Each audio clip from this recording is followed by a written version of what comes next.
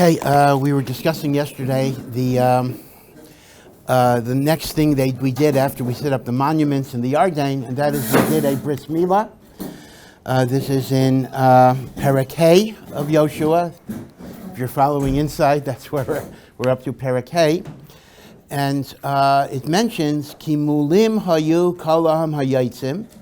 All the men who had left Mitzrayim were circumcised, but the people who were born in the desert were not circumcised. They were arelim.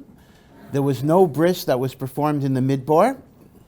And Mimela, they now have to mal, now that they're entering Eretz Yisrael and are going to bring the Korban Pesach. So, as I mentioned yesterday, the Gemara asked the Kasha in Yevamis, why didn't they circumcise? I mean, fakert. I mean, there's a mitzvah of milah. Why would the Dor HaMidbar not circumcise?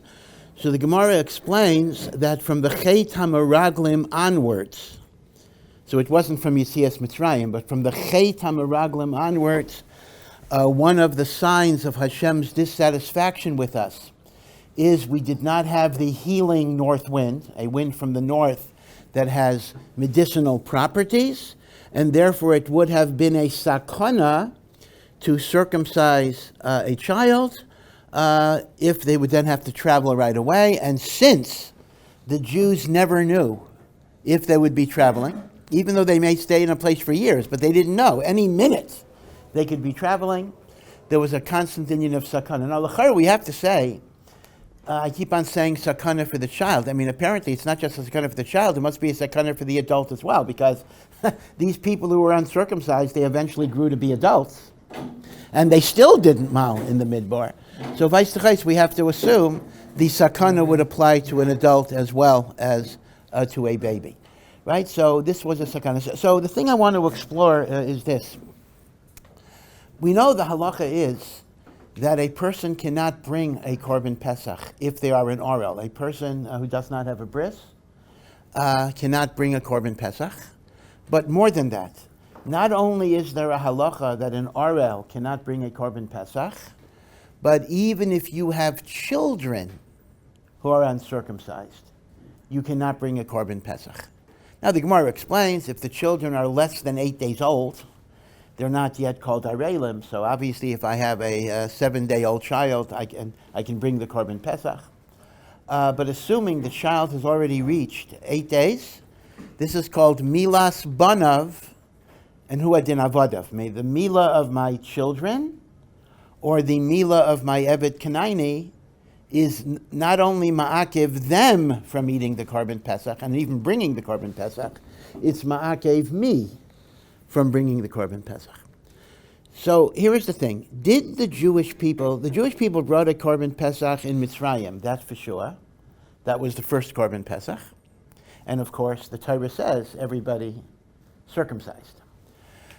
Did they bring a Korban Pesach in the Midbar?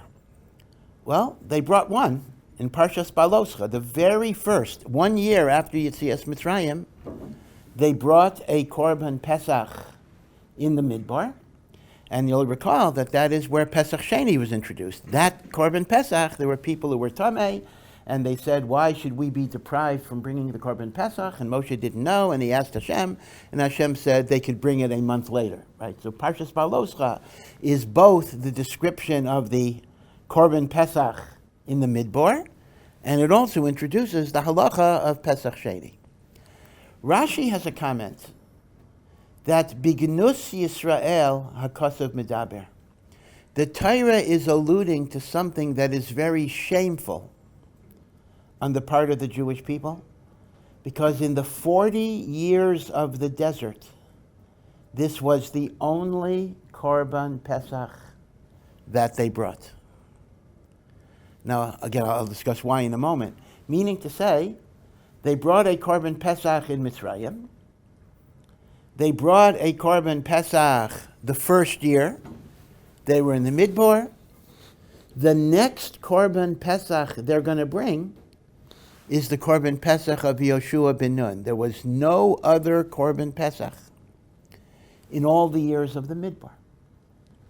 And this was seen, this is described by Chazal, that Rashi quotes, as a genus, as a shame for Klal Yisrael.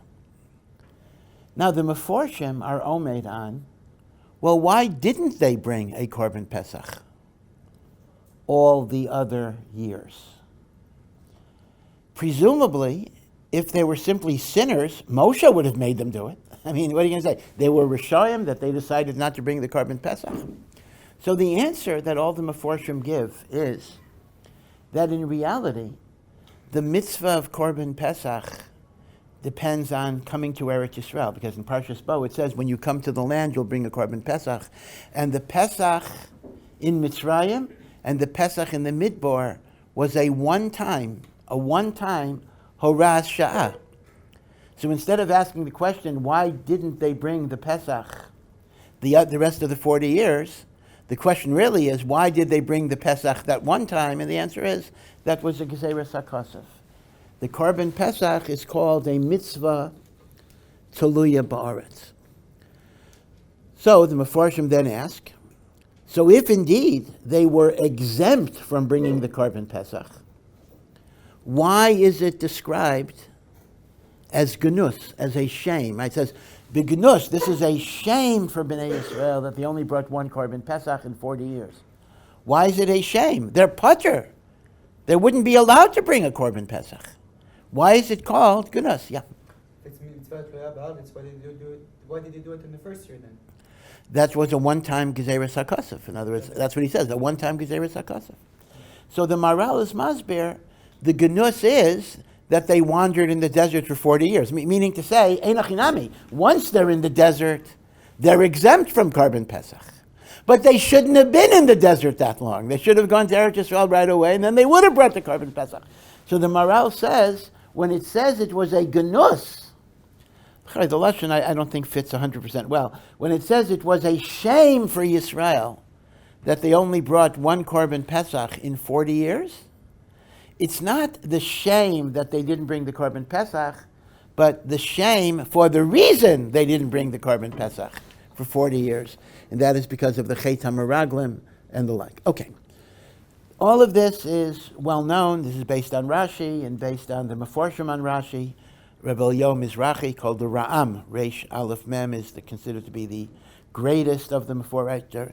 You know, there are more than, just as an aside, do you know there are more than 300 Meforshim on Rashi and Chumash? Rashi and Chumash, there are 300 Meforshim on Rashi and Chumash. We only have a fraction of them, but we have around 50 of them. 50 of them we actually do have. The most famous and greatest of them is the parish of Rebbe Eliyahu Mizrahi, who was an early Achron, shortly after the Beis Yosef, and he's often called Ra'am, Reish Aleph Mem, very, very chashuv, and the Mizrahi goes through all of the Makairis of Rashi, the Medrash, the Gemara, and whenever Ramban has questions on Rashi, the Mizrahi is Miyashiv, the Ramban. So the Mizrahi is a sefer of Iyun and Pilpul. And then we have the Maral's commentary, Gur Aryeh, which is much shorter, but also an in-depth commentary. The Lavush wrote a commentary in Rashi. Now, the best-known parish on Rashi in the Mikros Gedolos is called the Sifsei Chachamim. So I hope you use Sifsei Chachamim sometimes to explain Rashi. But you have to understand the Sifsei Chachamim is essentially an anthology of the Mizrahi, the Gur Aryeh, the Lavush. In fact, you'll see when the Sifsei Chachamim says a comment, in parentheses, it'll say Mizrahi, Gur Aryeh, a Lavush. So the Sifsei Chachamim became very popular because it's a very easy format to try to understand the Rashi, but it is based on the major Svarim. Yeah? Who would be the best commentaries to look at for the Ramban? For the Ramban, it's tough. The Ramban, there are commentaries on the Ramban, but absolutely not as many as Rashi. Rashi, as I said, 300 commentaries. Ramban, maybe you have 20 commentaries. But the best one would be if you look. Number one, the Art Scroll has a Ramban with annotations, so you can get it in English. And Oz V'Hadar, the same people who do the Gemaras, the Mesivta Gemaras, they have a Ramban in Hebrew which explains everything in the Ramban. So I would say either Art Scroll or the Oz V'Hadar Ramban will help you. Will help you through it. Now, the emes is the Mizrahi itself is a very valuable commentary on the Ramban, because when the Mizrahi analyzes the Machloks and Rashi and the Ramban, the Mizrahi is masber both sides of it. He's masber Rashi's position, and he's masber Ramban's position. Okay, be it as it may, everything I said about the Korban Pesach is based on Rashi, the Mizrahi, the Goraria, etc. But here's the question I want to raise. If indeed it is the case that from the Chet HaMeraglim onwards, nobody did bris milah, then why don't you give a simple answer? The reason why they didn't bring a Korban Pesach is because they were Arelim. Why do you have to come up with the reason, oh, they didn't bring the Korban Pesach because Korban Pesach is Toloi in Eretz Yisrael? Now, Bishlama, the first Korban Pesach, that was before the Chet HaMeraglim. Okay, be sure you know that. Since the first Korban Pesach was before the Chet HaMeraglim, we still had the Ruach Tzifonis, we had the northern wind, so any newborn babies were circumcised. And of course, everybody who left Mitzrayim was circumcised. But by the time you have the second Pesach, that's after the Chet HaMeraglim already, right? That's after the Chet HaMeraglim. If that's the case, the newborn kids did not circumcise. So why do you have to come up with a new reason why they didn't bring a Korban Pesach in the Midbar?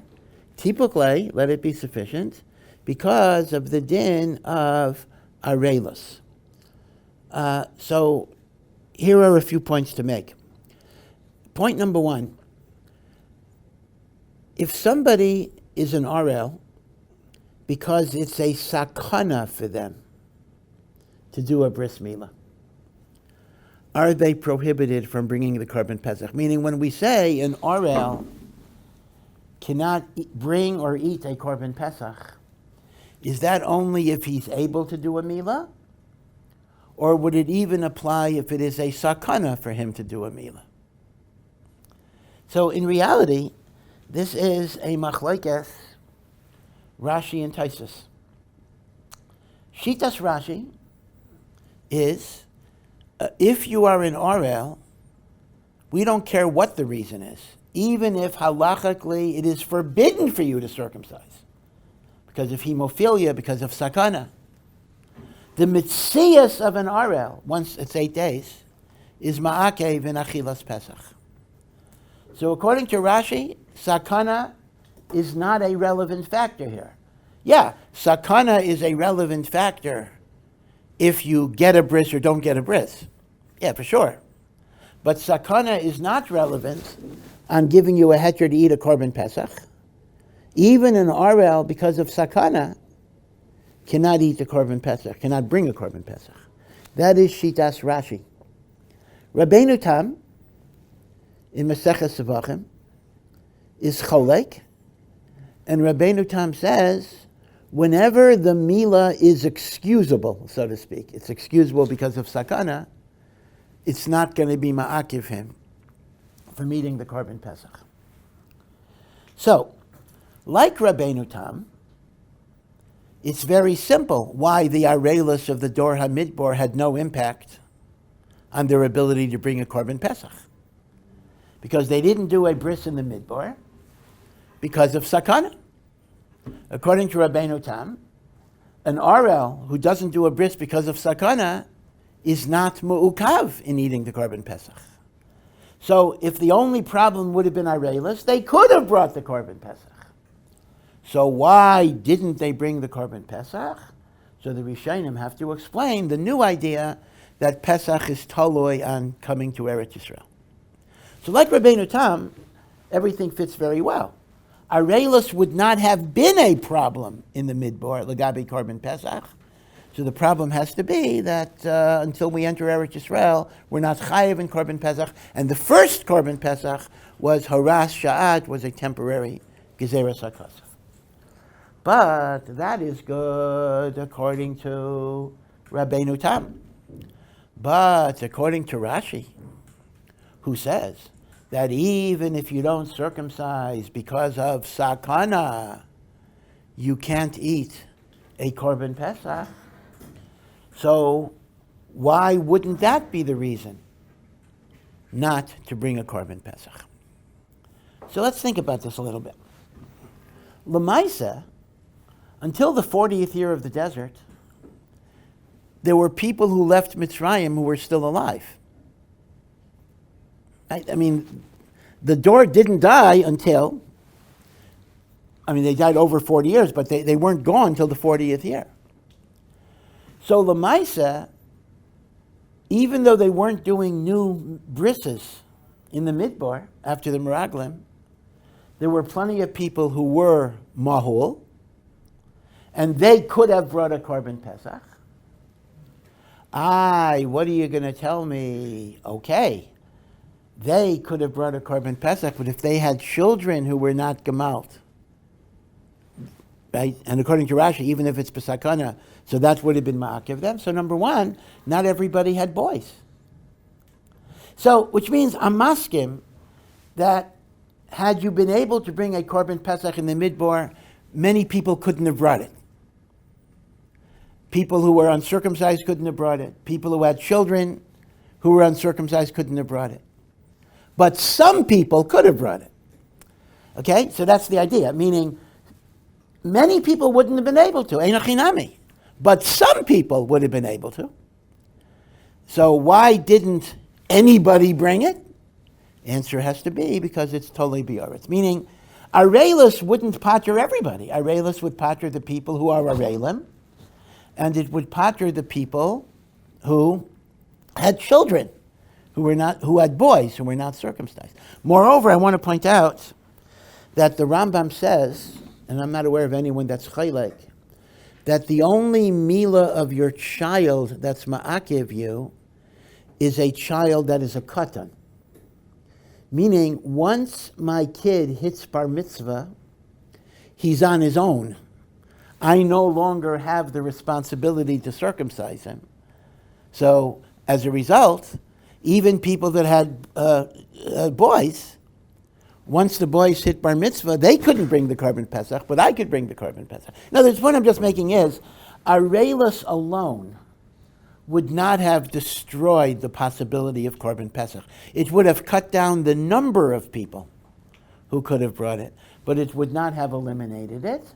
And therefore, the actual reason why nobody brought a Korban Pesach is not because of Arelis, but it's because it's a mitzvah toluya ba'aretz, and except the one time Hashem wanted it to be brought in the Midbar once, and as the Gur Aryeh says, the reason this is called a shame of Klal Yisrael is not because they didn't bring the Korban Pesach, they weren't supposed to bring the Korban Pesach, but because of the reason of the Chet HaMeraglim that caused them to wander in the Midbar for 40 years. Okay, everyone understands the general idea. So now we're back in Eretz Yisrael, or we're coming to Eretz Yisrael. Now we're going to bring the Korban Pesach. Now it is no longer a sakana to circumcise. So Yoshua ben Nun has a mass circumcision ceremony for basically 600,000 people. Big bris, right? Somehow, now, was this, it's hard to believe, but this is a time of miracles. Was this the same? Remember, the day they crossed the Ardennes, they run up with huge stones to Har Eval, 50 kilometers away. They build a mizbeach. They bring korbanos. They have the brachos and the klalos. Then they dismantle the mizbeach. Then they run back to Gilgal. And it's still daytime. Is that the day they did the bris of 600,000? Did they do it then? I don't know. I have to check exactly if even that happened. But if it didn't happen then, it happened the next day. In other words, it happened very, very soon afterwards. So it's a very, very busy time. And after the bris milah, in fact, this is why the place is called Gilgal. It says Gilgal. Gilgal is to roll over, because Hashem says, this day, Galosi, I have rolled away from you what is called Cherpas Mitzrayim, the shame of the Egyptians. Again, this is the idea that the Egyptians, really, as all Goyim, are uncircumcised. They are Arelim. They have the Tumah of the Orel. In fact, in Yiddish, by the way, a common term it's a derogatory term, for a Goy is that Orel. that uncircumcised person. That's what they refer to a guy, an oral. Right, so an oral was a sign of shame, of humiliation. And Gilgal, Hashem says, you have rolled away the tumah of Mitzrayim that you had with you. Okay, and as I indicated, that this is actually read because this story of the Milah and the Korban Pesach, which is coming up, is Pesach, obviously. So this is the Haftorah of the first day of Pesach, this part of Sefer Yehoshua. So when you see the Haftorah on Yom Tov, so you'll know the story. So after the Bris Milah, we then have the celebration of the Korban Pesach, the first Korban Pesach in 40 years. One could imagine what a great, great, great simcha it was, the closeness to HaKadosh Baruch Hu. Now, in the Midbar, of course, the Korban Pesach was brought in the Mishkan. Meaning you could say it was, again, let's go over a very just basic picture. Korban Pesach, when do you bring the Korban Pesach? You bring the Korban Pesach on Erev Pesach. You bring the Korban Pesach on the 14th of Nisan. It is shechted in the courtyard, the Azara of the Beis HaMikdash. The blood is sprinkled on the Mizbeach, the outer Mizbeach, not the Mizbeach in the Mikdash, which is the golden altar for Ketoris, but the outer Mizbeach in the courtyard. Internal organs and fats are burnt on the Mizbeach. They are called Hekter Emurim. Emurim are the internal fats. Okay, so we have Shechita, we have Kabbalah Saddam, we have Zerika Saddam on the Mizbeach. We have the burning of the Emurim. What then happens with the meat? So the meat is not eaten in the Beis HaMikdash or in the courtyard of the Beis HaMikdash. The meat would be eaten anywhere in Yerushalayim. Each family would take its lamb after the Emurim were removed. Right, so the Emurim are burnt on the Mizbeach, and they would take their lamb somewhere to Yerushalayim, anywhere. People would obviously rent places or the like, and they would roast the lamb whole, and then they would divide the lamb among the group of people, family plus other people, called a chabura. And the mitzvah is each person should eat a kazayas of the Korban Pesach. So remember, the Korban Pesach was not the main meal. That's why we say you eat the Korban Pesach when you're already filled with other food. The afikomen at the Seder is lezecher the Korban Pesach. Okay? So the Pesach was only a kazayas. You have to eat a kazayas of the Korban Pesach, and you have to eat it lechatchila before midnight. Whether you could eat it after midnight until the morning is a machlokas tanoim. What is the zman of the Korban Pesach? So remember, therefore, that the Korban Pesach was shechted in the courtyard of the Beis HaMikdash, and the blood was sprinkled on the Mizbeach by the Kohanim, and the Emurim were burnt on the Mizbeach. But the roasting of the Pesach and the eating of the Pesach was anywhere in Yerushalayim. Now, how did that work in the Midbar?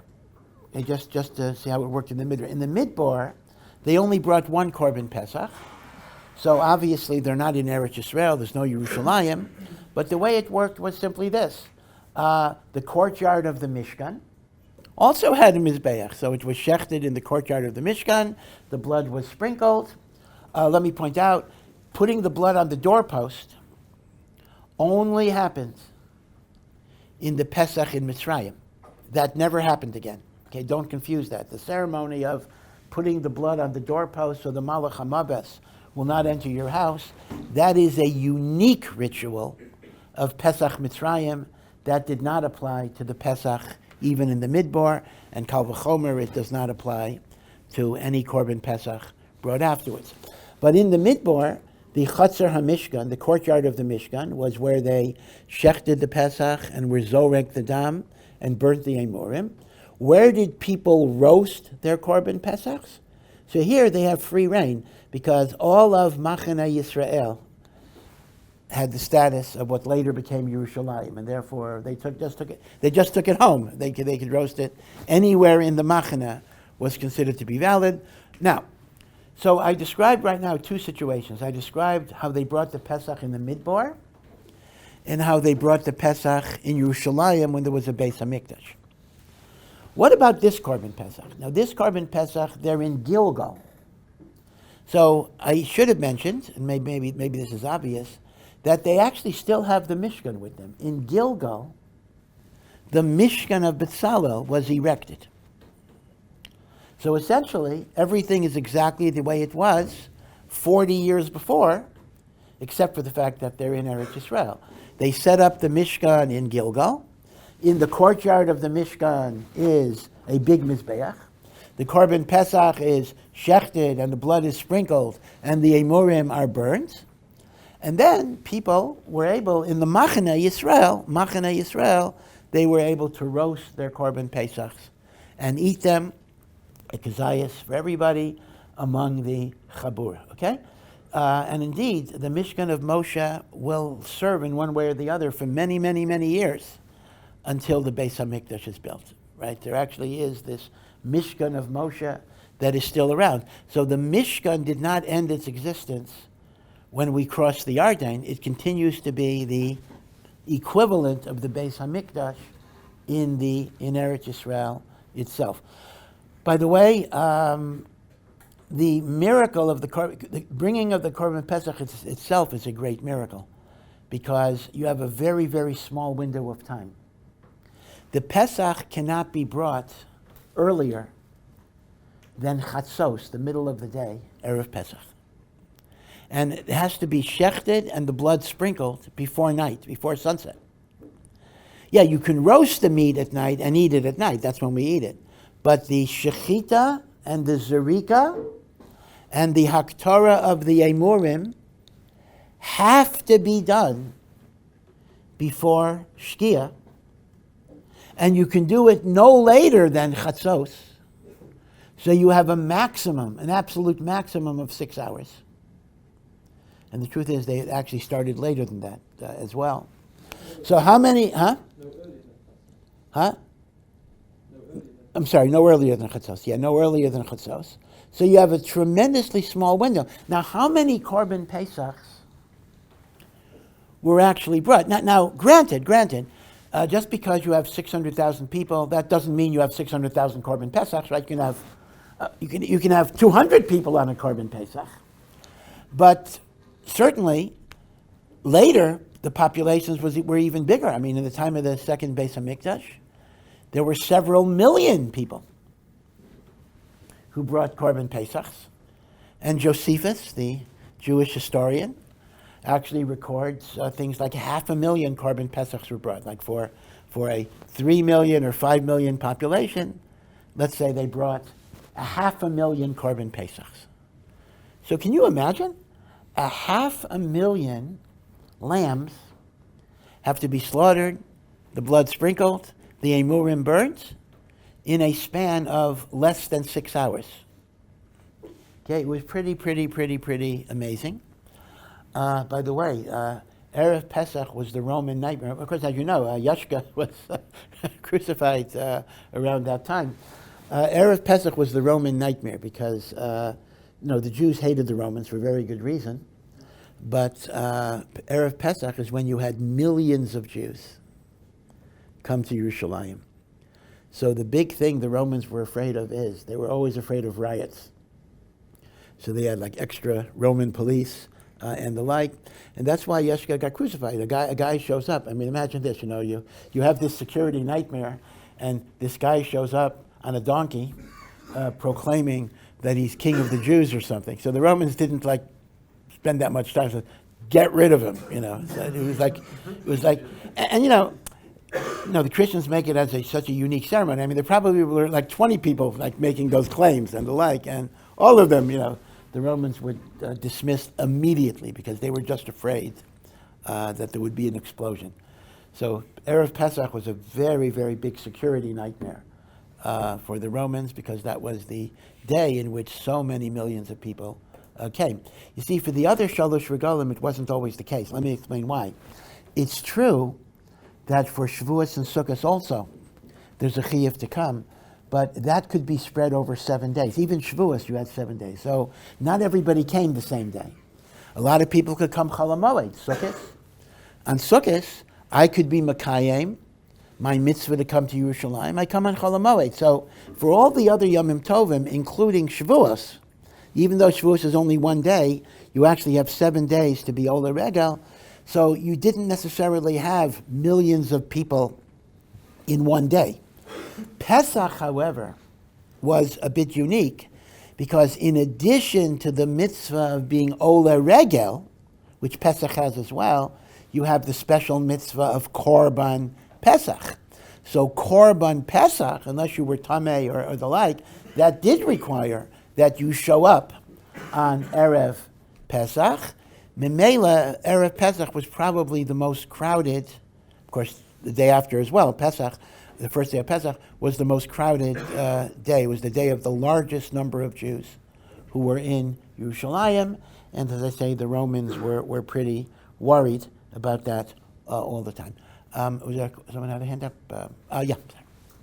Yes, so for the Jews that were the diaspora communities at the time, like in Babylon or Alexandria, because they were much further away, were they also chayav to go all the way from pre-Pesach to Jerusalem? Yeah, so the interesting thing is, okay, this is interesting. L'chayra, in order to be chayav to come to Eretz Yisrael, you do have to own land. You have to own land in Eretz Yisrael. But if you own some land in Eretz Yisrael, you have to come even if you're in Chutz La'aretz. Now, Korban Pesach is interesting because there is a din of Pesach Sheni if you're far away. But that just means you come a month later. But l'chayra, this is a good question. Even if I'm far away and I'm patur from Korban Pesach, I'm still chayav in Olas Re'iyah to come to, right? That doesn't. There's no patur of Derech Rechaika to be Ayla Rega. So what do you really gain? You only gain 2 days. I don't have to show up Erev Pesach, I can come Chol HaMoed. But on the other hand, as I indicated, if you didn't own land, you're patur. The Gemara in Pesachim gives a very fascinating story. Listen to this story. The Gemara in Pesachim gives the story that Rav Yehuda ben Basera lived far away. He was not able to be Ola Regel or bring Korban Pesach during the Second Temple. He had a Geisha neighbor who used to go to Yerushalayim every Pesach. And he would boast to Rav Yehuda ben Basera, when I go, I eat the best parts of the Korban Pesach. As he passed himself off as a Jew, he got himself invited to a Korban Pesach, to a Seder, and he ate the Korban Pesach. So he tells Rav Yehuda, I enjoy eating the Korban Pesach every year. Of course, there's Nisher D'Oraisa to give a goy Korban Pesach. So Rav Yehuda ben Basera said to him, did you ever eat the fat tail? The tail of the lamb is the most delicious thing. Next time you go, be sure you ask for the tail. Now, the tail is one of those things that's burnt on the Mizbeach. We don't eat it at all. So he shows up next year. They give him his Korban Pesach portion, and he says, I want the tail. So they said, the tail? The tail is what we burn on the Mizbeach. Who told you to ask for the tail? He says, a great rabbi, my neighbor, Rav Yehuda ben Basera. So they realized if Rav Yehuda ben Basera told him to ask for the tail, he was trying to get him discovered as a guy so they would know what he was. And he was determined to be a guy, and it mentions they killed him. So there actually is a discussion. Okay, the guy did a bad thing. He ate the Korban Pesach. He was a guy. That's an Isser D'Oraisa. It's not a Chi of Misa. On what basis would they be allowed to kill him? What are they killing him?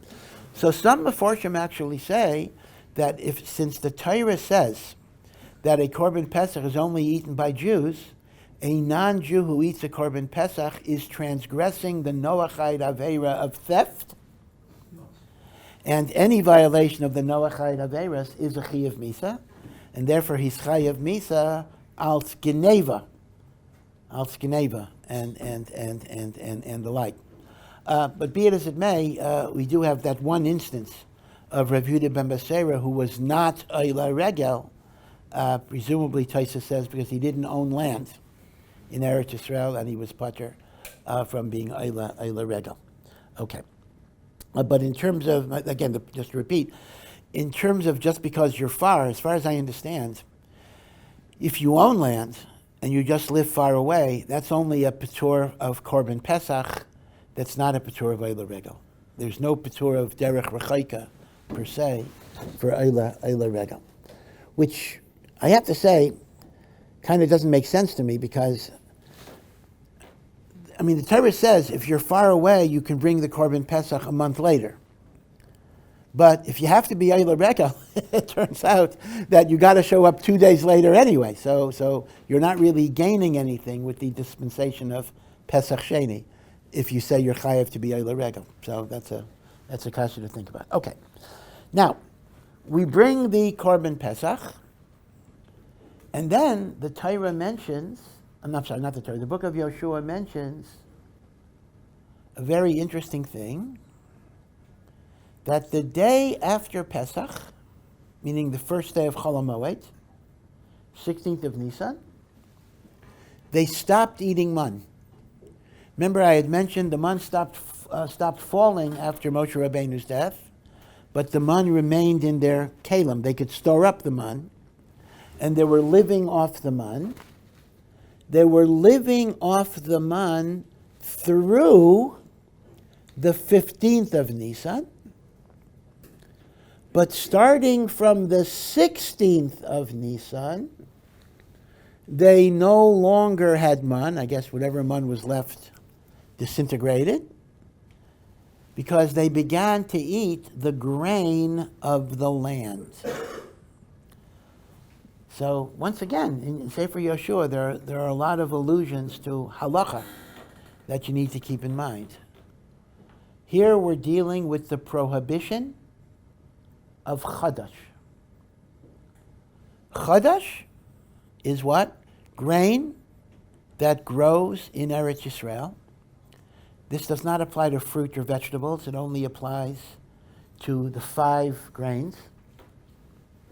I'm not allowed to eat that grain of Eretz Yisrael until an omer offering of barley is brought on the 16th of Nisan. And when the omer offering is brought, I'm allowed to eat the new grain. Right? The omer, hakravas ha'omer, matirs, chadash. I'll talk about bisman hazeh in a moment. We don't have how do we eat grain today? It's because if you don't bring the omer, okay. Well, I'll talk about today a little later. But I just first want to understand the story. The Jewish people crossed the Yarden on the 10th of Nisan. There's plenty of grain growing there. It's the Jewish people's land. They could take the grain. But they're not allowed to eat that grain, because that grain was not yet permitted by the bringing of the omer. Because the omer is not going to be brought until the 16th of Nisan. So, for day 10, 11, 12, 13, 14, 15, they were not permitted to eat chadash. Therefore, they were still surviving on the man. So when was the first time they were allowed to eat the chadash? The 16th of Nisan, when they brought, in the Mishkan in Gilgal, they brought the omer barley offering, which allows them to eat the chadash.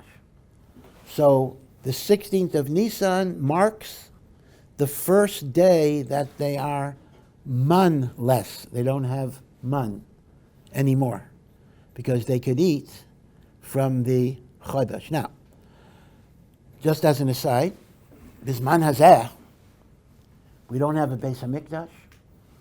How am I allowed to eat grain? There was no omer offering that mattered the grain. So the Gemara in Rosh Hashanah explains that we have 2 halachas. When there's a Beis HaMikdash or a Mishkan, whatever it is, you cannot eat the new grain until the omer is actually brought. When there's no Beis HaMikdash, D'oraisa, you are allowed to eat from the new grain as soon as it is dawn of the omer day, which would mean the following. When you have a Beis HaMikdash or a Mishkan, I cannot eat the new grain until the omer is actually brought. If that happens to be 12 noon, I can't eat it until 12 noon. Shelo b'zman HaMikdash, it is not the omer that matters, it is the day that matters. Meaning, I cannot eat the new grain until the morning of the 16th of Nisan. But once the morning comes, I'm allowed to eat it. You understand, of course, everything that's Chodesh becomes Yashan, meaning once you bring the Omer, or once the day comes, that's called old grain. And the prohibition of Chodesh will only be on the grain that grows after the Omer is brought.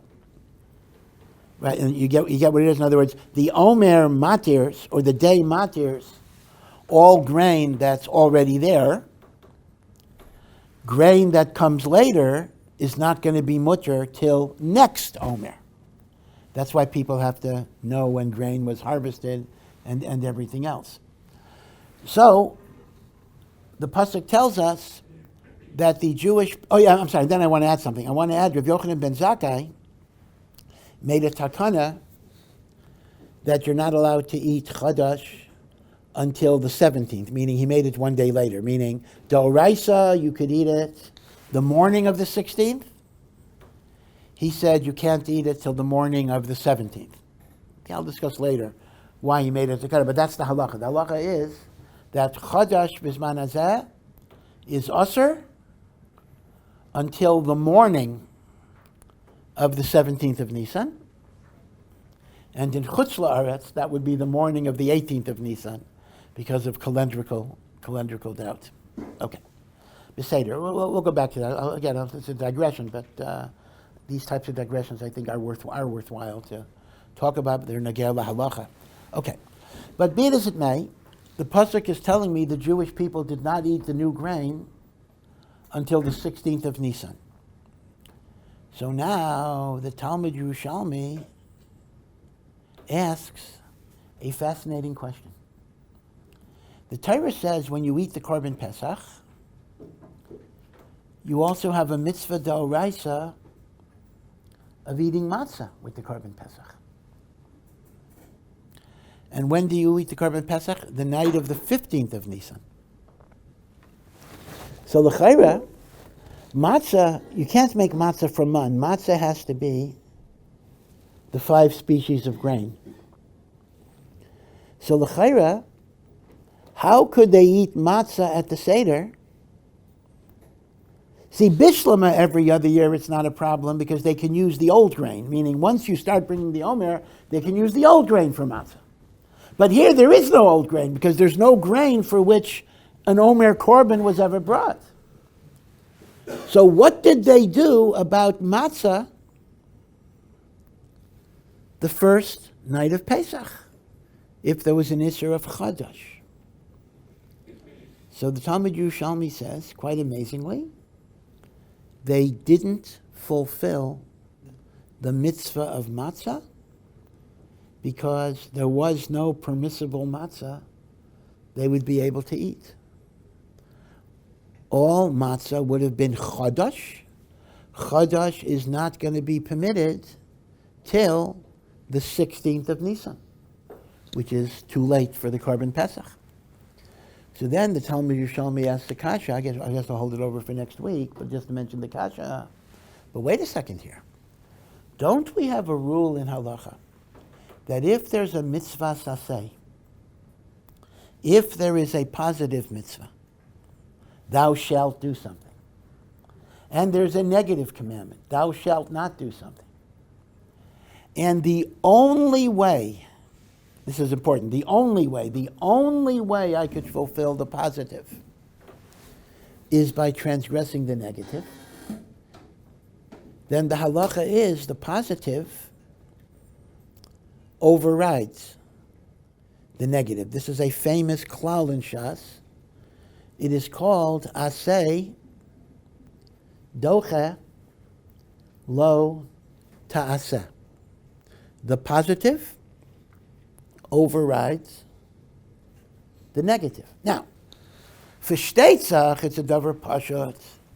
If I had matzah that did not have a prohibition, but I want to use the matzah that has a prohibition because it tastes better, of course you don't say esei docha lo sasa, because you could have avoided the conflict with the negative by taking the permissible. So nobody's going to say you can violate something because there's a positive mitzvah. But when there's no other way of doing it, the positive overrides the negative. So frek the Yerushalmi asked the kasha, if that is the case, then they should have eaten matzah. Because even though there's an Isser Da'oraisa of Chadash, which is a negative commandment, do not eat, the Torah says in Parshas Emor, do not eat the new grain until the omer is brought. It's a negative commandment. Yeah, for sure. If I eat Chadash before the omer, I'm chayav malchus. Yeah. But there's a positive mitzvah, be erev, teichlu, matzahs. The night of Pesach, you have to eat matzah. So frek the Yerushalmi, if there's no other matzah but matzah shel chadash, why shouldn't we say aseh doche lo sasa? Okay, we'll talk about the terutzim. Yeah. Mitzvah aseh doche lo sasa. How does that trump mitzvah of avera? Yep, excellent question. We'll talk about that on Monday. We have a collision course between two rules that seem to say exactly the opposite thing. Esei docha lo sasa says the positive mitzvah overrides the negative, and go ahead and do the positive, even though you're transgressing a negative. Mitzvah ba bi'avera says when you do a mitzvah through the commission of an avera, not only do you have a sin, which of course you have, but you don't even have a mitzvah at all. So how can you possibly say an aseh docha lo sasa if we have a rule? Right, I steal a lulav. Right? We don't say, oh, the positive mitzvah of lulav will override the issur of stealing. We don't say that. The other way around. We say, mitzvah ba bi'avera, it's totally invalid. That's a very good question. Well, we'll talk about that as well, okay? But again, you see how so many halachic issues come out of the Nevi'im. It's something to... it's interesting. People learn Tanakh for different reasons, but for B'nai Torah, who historically did not learn Nach, unfortunately, but one of the things that can pull you in is that there's a lot of inyanim of Gemara that you can learn out of from the Nevi'im. So even if your interest is only Gemara, it's worthwhile to learn Nach because you can get a lot of Gemara knowledge from Nach as well. That's not the only reason, but it's a thing I think that is Moshech B'nai Torah in particular, that they would gravitate towards that type of inyan. Okay, we'll see you in good show.